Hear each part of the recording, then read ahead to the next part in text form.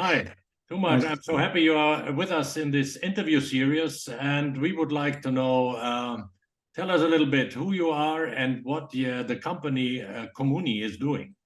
It's a pleasure. So, my name is Toomaj Freydouny. I'm originally from Iran, and I've been living for the last 10 years in Germany. I was never involved in the real estate market, and this is the first time that I do real estate since 3 years ago. So I'm the CEO of Kummuni GmbH, and Communi is a real estate company which we offer fully furnished properties that can be private apartments or can be co-living spaces. Currently, we're just operating in Berlin. And talking about fully furnished properties, there are many companies doing so. The difference is that we allow our tenants to choose their furniture at no extra cost. Oh. And the background of the company was that we were supposed to go out of the market within first year. I was not the CEO back at the day, and we tried to change our strategy, and we shift. So that was a pivot that we could last in the market by coming with a new idea, which we call it choose your style. Yeah. So perfect. I mean, this is a great initiative, a great idea, because the market at the moment is very needing apartments and place to live. So I understood you allow the tenants to have their own furniture. What else makes your model unique? Okay, so first thing first is the choose your style, but this is not what we are proud of it. What we are proud of it is our zero discrimination policy. And of course, this zero discrimination policy is not just a written policy. Of course, we are training our team, but the concern, especially in an environment like the housing market in Germany, is about discrimination. Some people might want to ignore it, or they don't want to talk about it, but this is a fact which we cannot ignore. And we cannot disregard that easily, that if people have different names which is not familiar, then these people will struggle to find a place to simply call home. So what we do through this zero discrimination policy, in fact, we are talking about the software, an algorithm that allows people to apply for an apartment without getting in touch with the agents. Unlike any other company, which the tenant is supposed to get in touch with the agent, and we know what's happening in the market, that sometimes the agent might charge these poor people simply that they give them some money, that they offer them some places. We don't have such a thing. I see. Because the concern from the beginning that we started was, what if that happened to us? So the way that the tenants can apply for apartments is simply they go on the website, they download their documents, and then we have, nowadays everybody is talking about the AI. We try not to call it the AI, but we have the algorithm. It's a machine learning that it reviews the documents, it gives you the score as the potential tenant, and then people can apply for the apartment.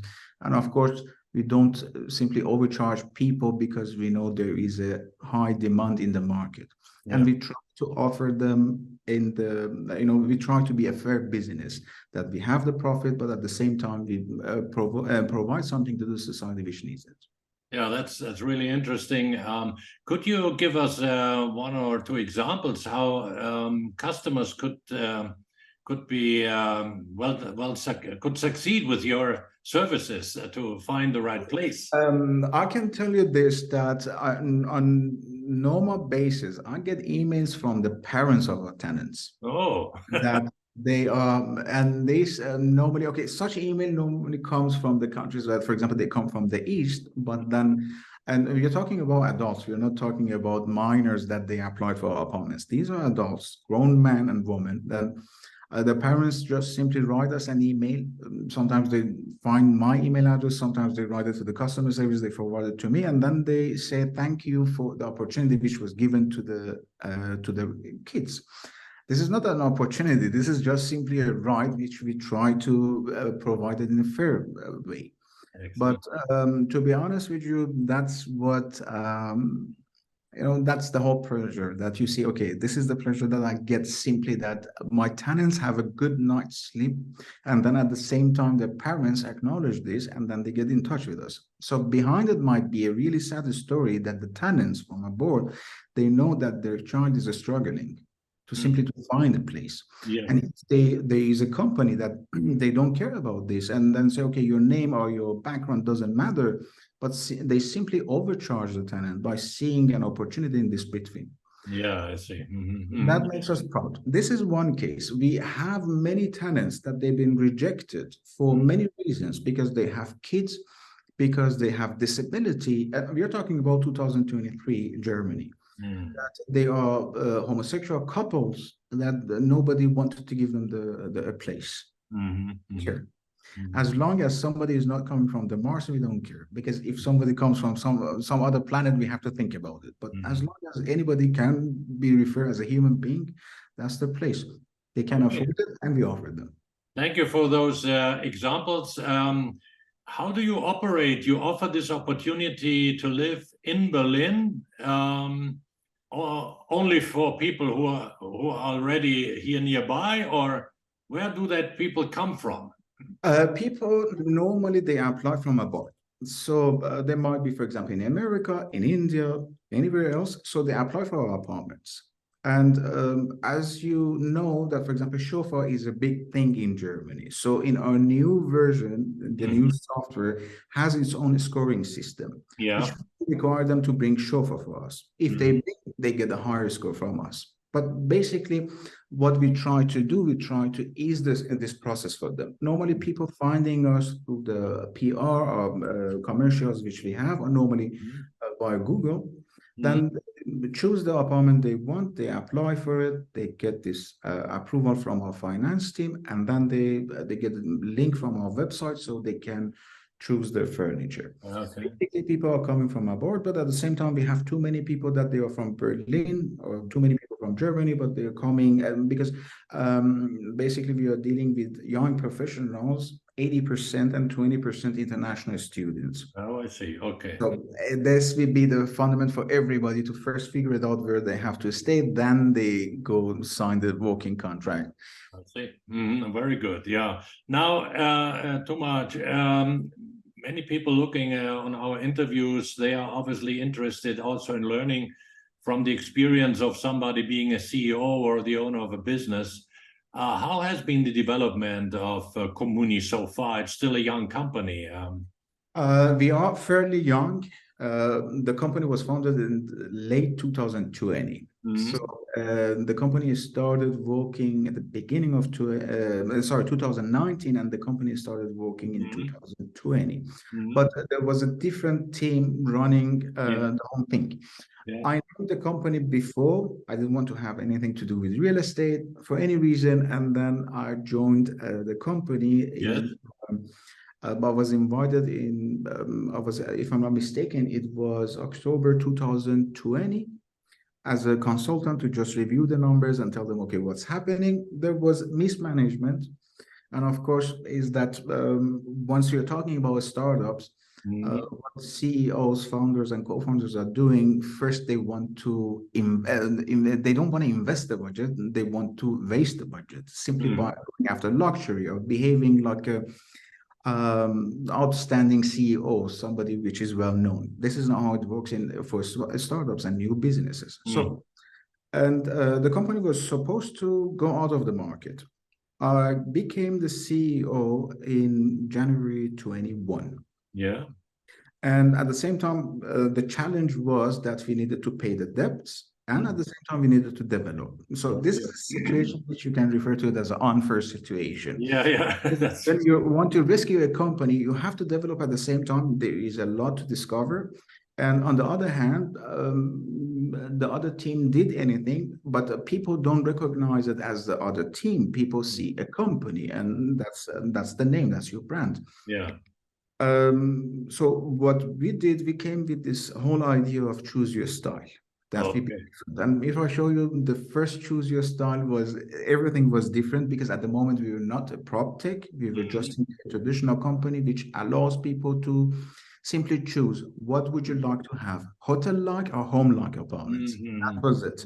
And that's the choose your style version 1. So, and then in Feb 2, we launched our website. In fact, being a PropTech and being a startup is not that old. It's been for 1 year, some month around.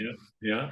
So what we did, we start programming this choose your style, and then we allowed the tenant. We created the possibility that people can choose the furniture online.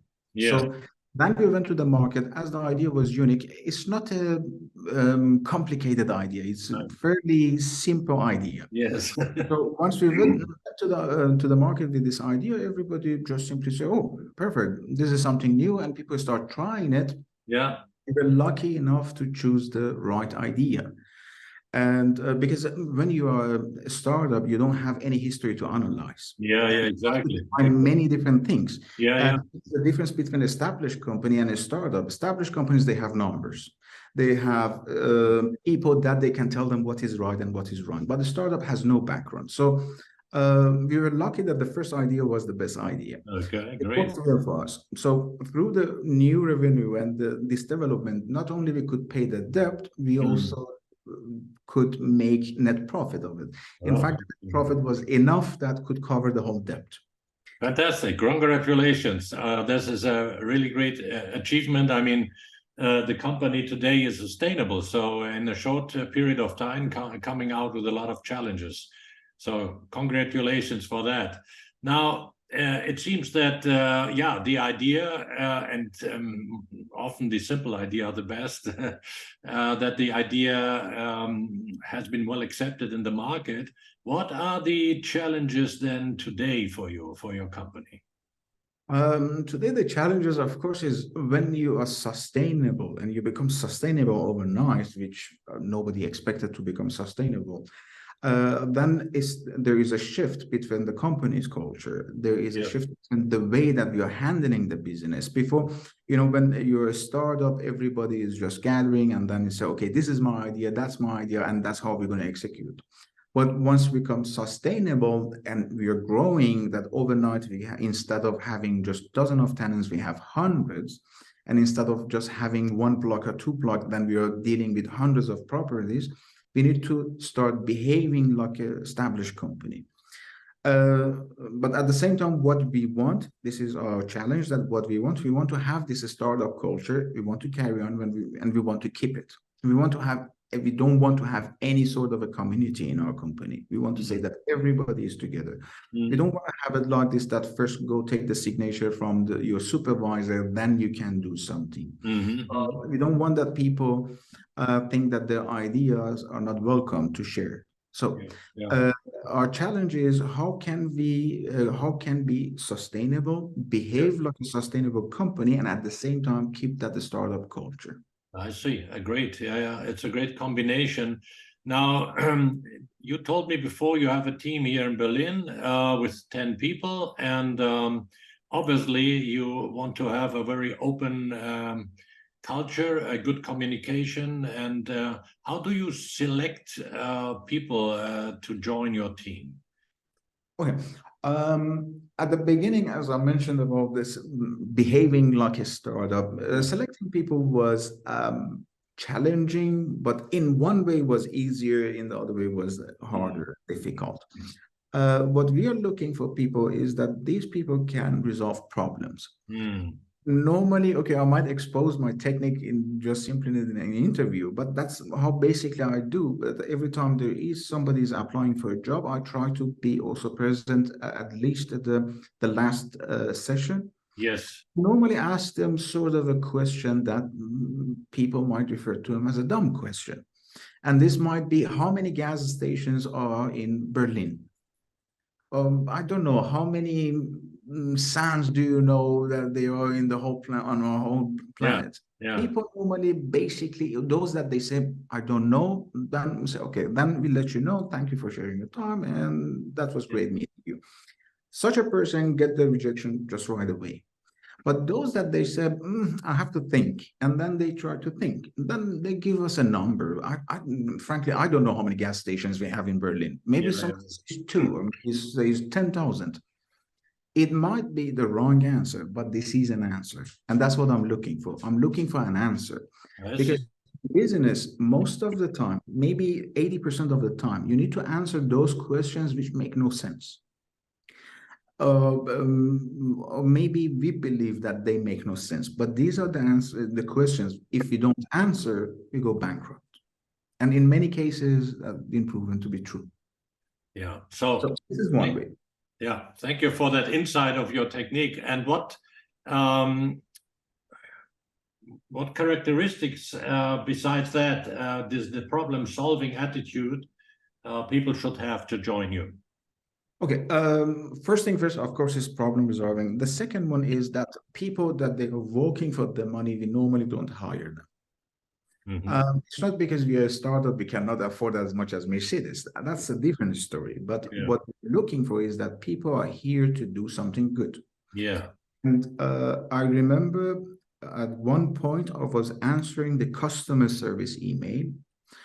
I have it on my laptop that I can also have an eye on how my team is working and getting in touch with these people, because every time randomly somebody from the customer service is checking. Mm-hmm.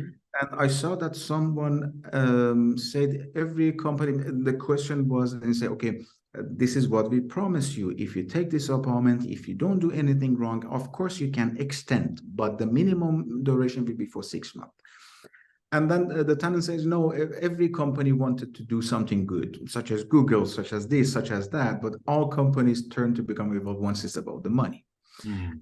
And the way that my colleague was communicating with this person, and say, okay, he is the right person and he deserves to be sitting behind this computer and communicating with the tenant, because simply my colleague could convince the tenant that don't fear that we will be here and you will have your apartment. Yeah. And then because it had the enough understanding of the business model. So I'm looking for somebody that is working out of passion. They say, okay, I'm here to help. Many companies are saying so. Many business owners or CEOs are claiming that they are not working for the money, but later you can see those people that they are just they're working for prestige. They're not working for anything else rather than the money. Yeah, that's good. And of course, it takes time. Of course, it takes time. Sometimes people are joining our team. We have this 6 months of probation to figure out whether they can help us or not, or at the same time, can we help them?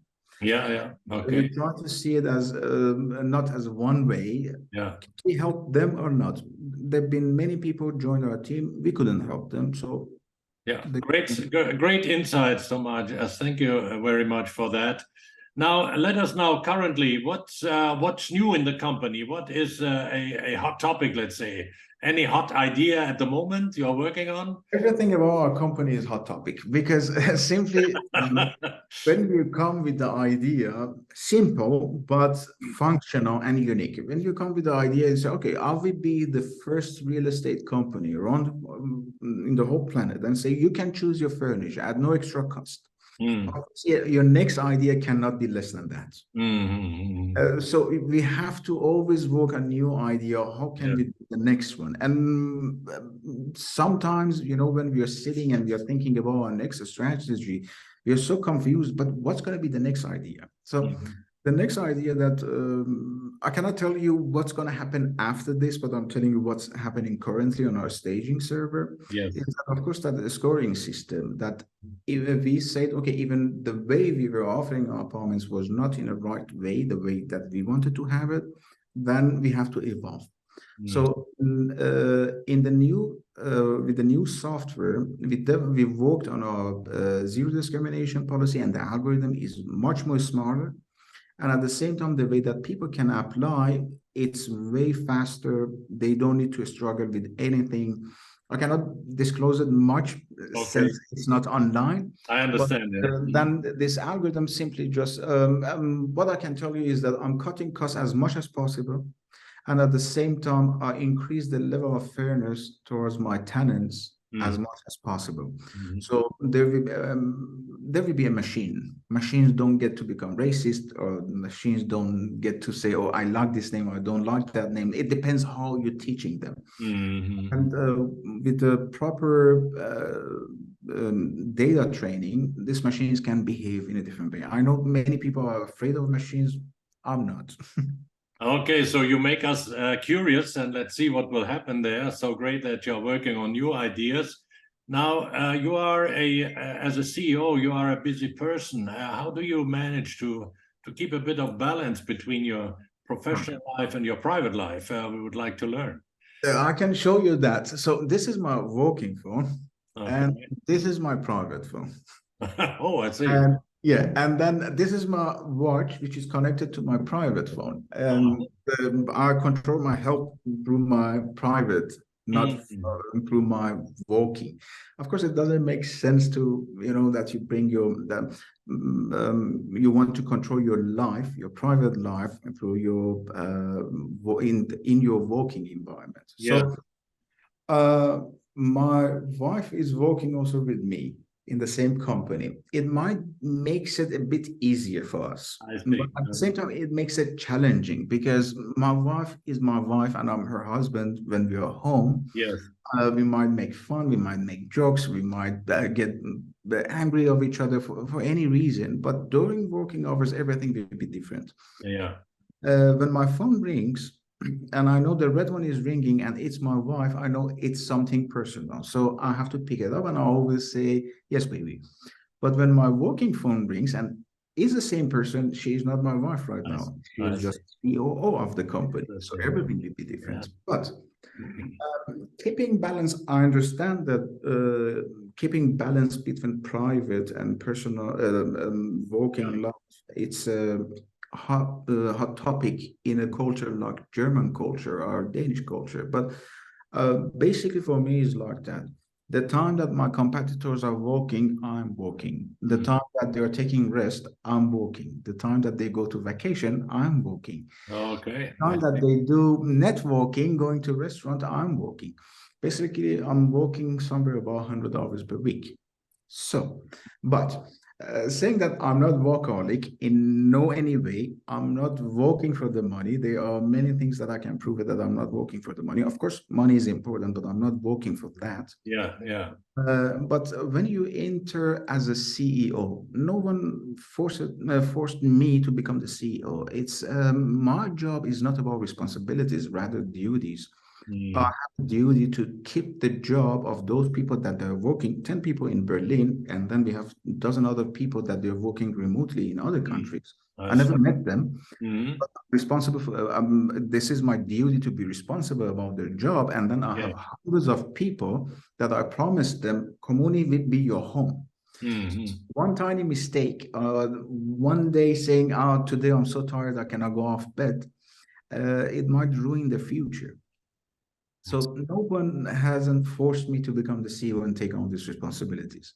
I see. What you want to tell us is in that kind of situation where you are, it's about being available. And this is, a long time of yours. I mean, yeah. So I believe that sometimes it's impossible not to answer a tenant. Maybe team misunderstood something, or maybe I failed to educate them in a proper way, or whatever it is. If for any reason this tenant is not satisfied, and for a good reason, I have no chance but to get in touch with this tenant. Of course, we digitalized it. We wrote a lot of codes that the system can act on behalf of me. But at some certain point, I need to be available even for my tenants. It's not like that every tenant can pick up the phone and talk to me. It's impossible for me to deliver. But at some certain point, I even need to get in touch with the tenant and say, sorry, that was all bad and we have to fix it. One more point I would like to learn. I mean, you have explained you come from different industry experiences. And now in this job where you are also available for a long period of time during the week, how do you find time to keep on educating yourself? The world is changing dramatically, and we have to keep attention what's going on. We have new technologies. So how do you do that? Basically, you will find me reading while I'm eating. And you will find me reading while I'm in the car. For example, for a good reason, I never drive a car. So I'm from Tehran, and it's the capital of Iran. It's a city of traffic. Mm. And before I was driving my car, and then later I said, I'm not going to do that anymore. I'm not going to waste my time. So you cannot compare the traffic we refer to it in Berlin with Tehran. But in any way, when I have to come from home to the office, it takes me normally 30 minutes. These 30 minutes, I have two chances: to drive the car as the driver, being behind the steering ceiling and the wheel, and then I just say, oh, this guy drove like that, or this and that, and then simply ruin my own day from the beginning of it. I stay in the other seat, the passenger, and then I stare to the street. I'm not going to do either of them. I sit in the back seat, I open my laptop, and then I start reading something. And on the other hand is that you will see me getting in touch with many people in this industry or any other industry that what they do always fascinating me. So we always drop them in mail, or if it's on LinkedIn, a message, and then say, oh, would be happy to meet, because every time you meet a new person, you will learn something from them. It's a bit tough to get in touch because they are busy, I'm busy, but at any point when I go there, I will be all, as we say it in Persian, all ears. I'm going to talk a lot. I'm going to listen, ask them simple questions to see how they're going to respond. Of course, reading is part of it, but at the same time, learning from others is also playing an important role. Yeah, that's great. Thank you very much for that. Now, coming to an end, Toomaj, is there any question that I did not place, but you had wished that I had asked? That's gonna be more likely, there should be a reason that when I say zero discrimination policy, I'm proud of that. Choose your style. There should be a reason that I see it as a CEO of a company, and then I bring that one into my business, because that's what I've experienced myself.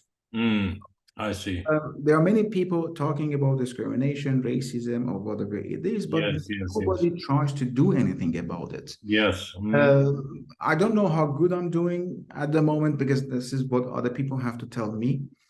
But the way I see it, in Germany, we don't have that much a problem that I simply come from a different culture, different background. You don't have that problem. But the higher you get to the position, and the higher, then you are in a higher level of doing business, that's the place that we're going to face it. Then you say, oh, here they don't take it serious, or here simply just rejected, or many businesses, they simply don't want to work, and they don't bother to let us know they don't want to work simply because the CEO is from a different culture.